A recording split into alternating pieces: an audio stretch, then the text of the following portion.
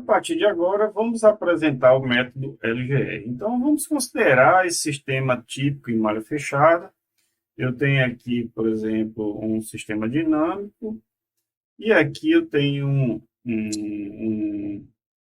uma função de transferência do sensor, não é a alimentação direta da saída, mas eu teria que ter uma função de transferência aqui. Então, a gente já conhece a função de transferência em malha fechada, ela é igual a G no numerador sobre 1 mais G, que multiplica G de S, HS no denominador, a relação entre saída e a entrada, no caso R de S. Os polos de malha fechada são as raízes da equação característica, que a gente calcula 1 mais GS/HS igual a zero. Então, a gente pode representar dessa forma aqui, GS/HS igual a menos 1 mais J0. Apenas uma readequação dessa equação característica. Nós vamos ter que o LGR vai ser o conjunto de curvas do plano complexo S, onde podem estar esses polos de malha fechada. É justamente isso que a gente vai buscar a partir de então criar, conhecer como é que a gente faz de forma manual e depois, posteriormente, de forma por meio de algum software de simulação numérica. Então, no LGR, a condição de módulo é que vai ser o módulo de G que multiplica H de S é igual a 1. Essa é a condição de módulo, guardem isso.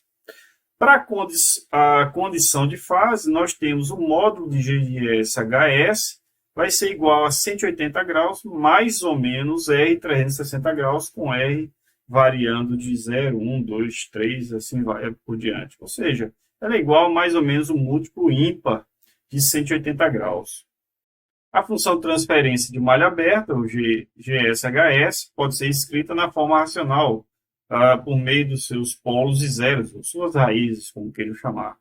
Então, GSHS igual a K, que multiplica a quantidade que eu tiver de raízes do numerador, dos zeros, né, em questão, e a quantidade de polos das raízes do denominador. Para a condição de módulo, GSHS, eu vou ter o K, um módulo de cada partezinha dessa aqui. Então, no caso, eu tenho S menos E1, então teria módulo de S menos E1, que vai multiplicar S menos E2, o módulo, todos relacionados com as duas condições, né? Essa condição de módulo e a função de transferência. Detalhe que deve ser igualado a 1, onde o valor do ganho K associado a qualquer ponto do plano S é obtido por meio justamente do cálculo desses módulos, numerador e denominador. Então, como eu vou passar esse produtor de polos, ele passa para cá para o numerador e os zeros passam para o denominador, que é justamente essa relação aqui. A condição de fase para K maior que zero, você vai fazer o somatório dos ângulos dos zeros menos o somatório dos ângulos dos polos. Se você colocar aqui um parêntese e deixar mais, mais e mais, só tem que lembrar que quando eu tenho isso, essa condição, eu tenho que trocar os sinais dos ângulos dos polos. Lembrando que a condição de módulo, condição de fase, vai ser 180 graus, mais ou menos R 360, com R igual a 0, 1, 2, 3, mais ou menos múltiplo ímpar de 180 graus. Observe que a condição de fase aqui é a condição geométrica que vai permitir determinar se um dado ponto pertence ou não ao LGR. Então, conforme representado aqui nessa figura, a fase do vetor S menos P é o ângulo θ, que vai ser medido no sentido horário a partir do eixo real, quando a gente também mostrou naquele exemplo 8.1 do livro do Nise.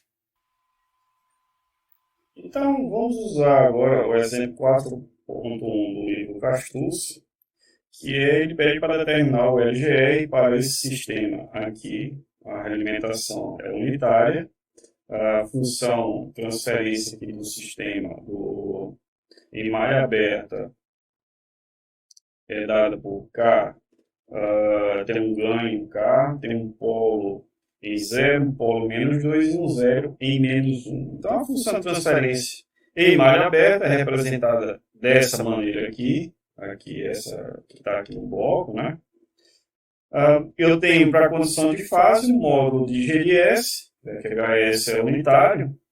Nós vamos ter mais ou menos um múltiplo ímpar de 180 graus. Então, eu vou ter o ângulo em relação ao zero menos os ângulos em relação aos polos. Então, eu vou ter a primeira coisa é fazer a localização dos polos e zeros no plano S. Então, eu tenho aqui um zero, um polo em 0, um 0 em -1 e um polo em -2. E vou colocar pontos de teste. Por exemplo, na metade da localização entre cada um e também nas extremidades. Então, nesse ponto aqui, está declarando um exercício meio, mas vamos declarar aqui que ele esteja à direita, ou seja, no segmento do semiplano positivo aqui do polo em 0. Então, observe o seguinte, em relação a esse ponto, nós temos o somatório, vamos usar a condição de fase, o ponto de teste é o seguinte, para cada ponto, então a gente vai localizar em relação a cada zero e cada polo. Então aqui, esse ponto em relação ao zero, ele forma ângulo zero, não tem ângulo, então 0 grau. Da mesma forma, para -1, 0 em -1 e o polo em -2. Então, aqui na questão, de fato, está 0 grau. Agora, para o ponto de teste entre -1 e 0.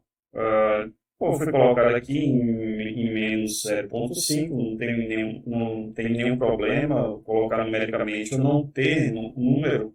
Alguns exemplos, acho que boa parte dos exemplos no livro não tem número, mas isso não vai entrar na questão. Mas vamos analisar o ângulo. Então, em relação ao ângulo, nós temos a seguinte situação. Observe. Para o ângulo, para o polo que está localizado em 0, então eu tenho aqui a condição de ângulo igual a 180 graus.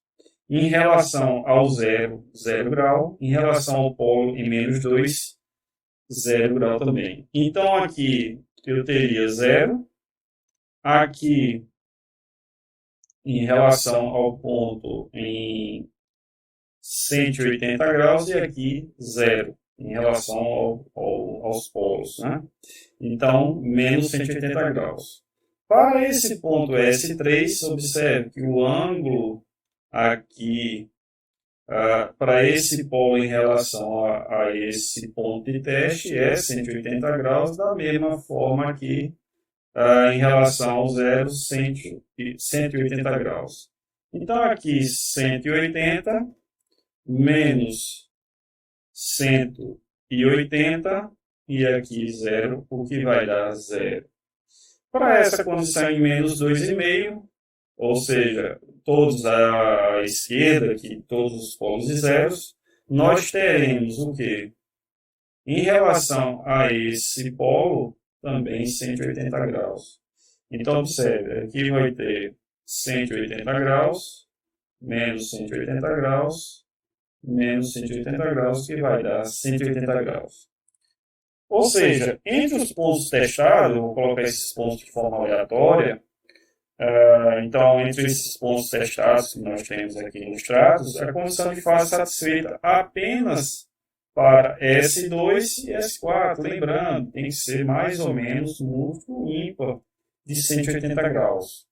Então, eu vou ter o quê? O lugar geral de raiz de todos esses polos que estão aqui de malha fechada, sobre o eixo real, ele vai se encontrar nesse segmento aqui, entre o polo 0 e o 0 em -1, e o polo em -2 até menos infinito.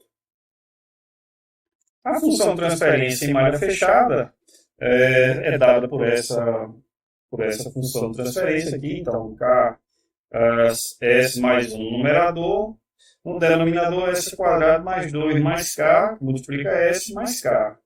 Então, variando o ganho, aqui tem uma tabelazinha variando esse ganho de forma até entre zero e infinito, e aqui alguns números para esse K, então são colocados aqui. O que ele fez aqui? Ele calculou, pegou o valor de K e achou as raízes. Nós estamos falando de um polinômio de segunda ordem, um polinômio de ordem de grau 2. Então, nós temos duas raízes. À medida que eu vou substituindo o K aqui na equação característica do sistema, eu vou ter essas raízes aqui. Então, eu vou ter, o que a gente está chamando aqui são os polos de malha fechada. Então, para cá igual a zero, S igual a zero e S igual a menos 2, justamente aqui, ó. Eu começo aqui, o K está igual a zero. Os polos em malha fechada estão em zero e em menos 2. Eu vario esse K para 0,1, ele vai dar menos 0,05 e o outro 2,05, ou seja, eu estou caminhando aqui nessa região, no eixo real. À medida que eu vou variando o K, eu vou variando os polos em malha fechada. Então, até chegar a K infinito, ou seja, em S igual a menos 1, concorda? Ele se encontra aqui em K infinito. Quando K tende a infinito, eu estou localizado no zero. E aqui o zero está no menos infinito. Então, isso significa que existe, então, um número de polos, na verdade, ou zeros reais à direita do ponto de teste. Se ele for ímpar, então esse segmento contém o ponto de teste pertencente ao lugar de raízes.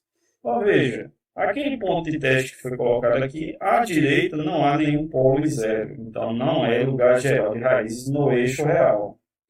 Se eu colocar aqui, tinha um ponto de teste em menos meio, veja que à direita existe um polo. Então, esse segmento aqui era um segmento de reto do lugar geral de raízes.